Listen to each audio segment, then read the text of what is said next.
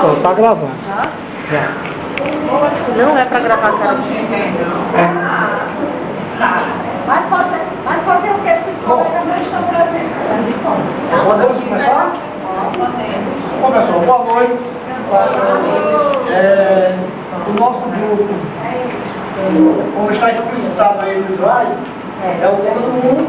E tivemos a incumbência, determinada pela nossa mestra, e nosso grupo fizesse uma pesquisa científica e apresentasse aqui um trabalho sobre a sociologia.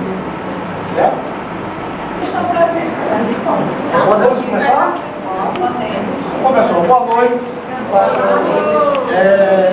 O nosso grupo, como está explicitado aí no slide, é o tema do mundo. E tivemos a incumbência, determinada pela nossa mestra, e nosso grupo fizesse uma pesquisa científica e apresentasse aqui um trabalho sobre a sociologia. Certo? É um fato da natureza social. Portanto, a sociologia, ela não toma por objeto de observação o indivíduo. Ela, como o seu nome já está dizendo, a sociedade não é analisada somente pela sociologia. Existem N outras ciências que analisam a sociedade em um todo. Citamos como exemplo a história, a antropologia, a educação e por aí vai. Não é só a sociologia que vê o lado social do homem ser em sociedade. E com o surgimento da sociologia, vários fatores fizeram-se presentes dentro desse contexto. A análise sociológica se relaciona com o processo de formação do ser humano desde Platão até Kant. Alguns pontos, todos sabem, é considerado o pai da sociologia, pois ele, juntamente com alguns outros pensadores, quiseram criar uma ciência que organizasse a sociedade. Isso aí, mais na frente, vocês vão ver alguma coisa a respeito disso. No campo econômico, houve acontecimentos políticos de grande importância no século XIX, como acontecimentos políticos, religiosos, econômicos. E no campo econômico, a produção capitalista, que introduziu a máquina a vapor e a modernização dos métodos fabris, desintegrou os costumes e introduziu novas formas de organização da vida social. Na Inglaterra, por exemplo, houve uma grande evolução nas indústrias e uma evolução também nas grandes cidades. A transição da produção artesanal para a produção manufatureira e desta para a produção fabril, ela foi o fator principal do surgimento da sociologia. Com isso, ela gerou migração do campo para as grandes cidades, o fim da servidão, aquela pessoa servil que vivia aos pés dos senhores, ele passou a ter uma outra ocupação, o desmantelamento da família patriarcal. Isso quer dizer que aquela figura patriarcal, patriarca da família, o homem que dava sustento a toda a sua família, que dava um provimento à mulher, filho, primo, cunhado e agregados, deixou de ser aquela figura tão importante. Por quê? Porque foi introduzido no mercado o trabalho infantil e o feminino. Isso foram os fatores que ocasionaram com o surgimento da Revolução Industrial. A introdução da produção industrial também fez com que aqueles produtos artesanais que eram fabricados de uma maneira bem inútil passasse a ter uma sequência de manufaturação, passasse a ter, digamos assim, uma fábrica que se especializava só naquele tipo de produto, não mais feito em casa como antigamente. O crescimento demográfico nas cidades foi um dos fatores preponderantes que causou muitos problemas para a sociedade. Porque as cidades elas não estavam preparadas para receber aquela demanda de pessoas que vinham do campo tentar a vida na cidade. Mas fábrica, aquele camponês que vivia da agricultura, ele já quis vir para a cidade para trabalhar numa fábrica e ter uma vida melhor, uma vida social, para ter alguma coisa para oferecer de melhor à família.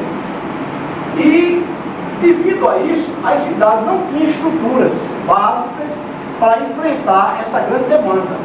Então, o que é que ocorreu? Houve um grande aumento de prostituição, crimes, violências, de um modo geral, que o crime também é uma violência, suicídio, alcoolismo e por aí vai. Uma gama de coisas ruins que vieram com o surgimento dessa nova perspectiva de vida. Então, houve também, foi aí que criou-se uma nova classe social, o proletariado, o povão, foi criado, surgiu dentro desse contexto.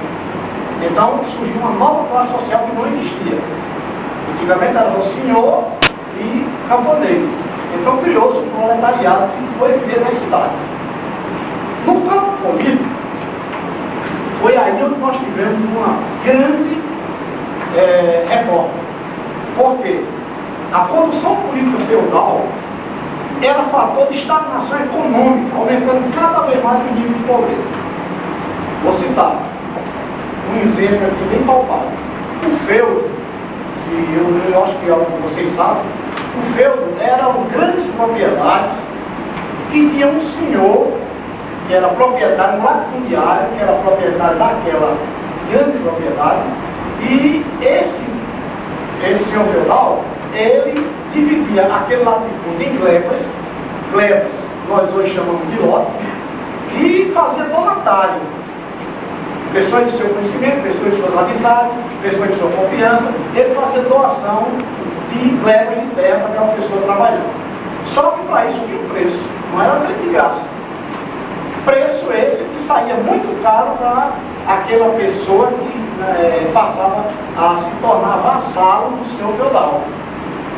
Ele, além de dar metade da produção da sua propriedade para o senhor feudal, ele ainda se comprometia a defender o feudo contra guerras, naquele tempo existia um senhor feudal residuou que ia tomar as terras. Então, aqueles camponeses que agora eram vassalos, eles se transformavam em soldados do senhor feudal. Como também votar ou apoiar quem o senhor feudal indicasse. Isso, na era moderna, nós temos também o feudo, foi no século XIX, aliás, no século XVIII, mas hoje, na era moderna, nós temos feudo. Vou citar um exemplo. Nós temos os fazendeiros, grandes latifundiários aí, grandes fazendeiros, e aqui em Tangará nós temos um bem conhecido, o Major de Bezerra, já falecido, por sinal. Ele era dono de uma grande propriedade chamada Mirapuru, propriedade essa que ele transformou no feudo, dividiu em lotes, e os vassalos de antigamente hoje se chamam moradores.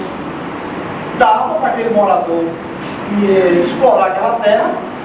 Com aquilo, ele dividia a metade do que ele plantava, metade do que ele colhia era para o dono da terra, e votava em quem ele indicava. Inclusive ele próprio foi deputado federal, deputado estadual, aliás, 8 vezes. Com quem? Com voto do seu feudo. Então está aí um exemplo palpável. Então, voltando ao assunto, que eu dei só essa saídazinha para explicar o que era feudo, voltando ao assunto, o feudalismo tinha um grande poder político, mas não tinha poder econômico. O poder econômico era a burguesia que detinha o poder econômico, que eu vou classificar em palavras bem compreensíveis como parasitas, que foi a aristocracia. A aristocracia era um parasita. Por quê? A aristocracia vivia mamando nas tetas da coroa. A aristocracia vivia debaixo do manto da monarquia. Não tinha poder financeiro, não tinha poder econômico, mas tinha o poder de ser amparado pela coroa. E a aristocracia entrava cada vez mais em colapso com o crescimento da burguesia. Aí o que ocorre? O principal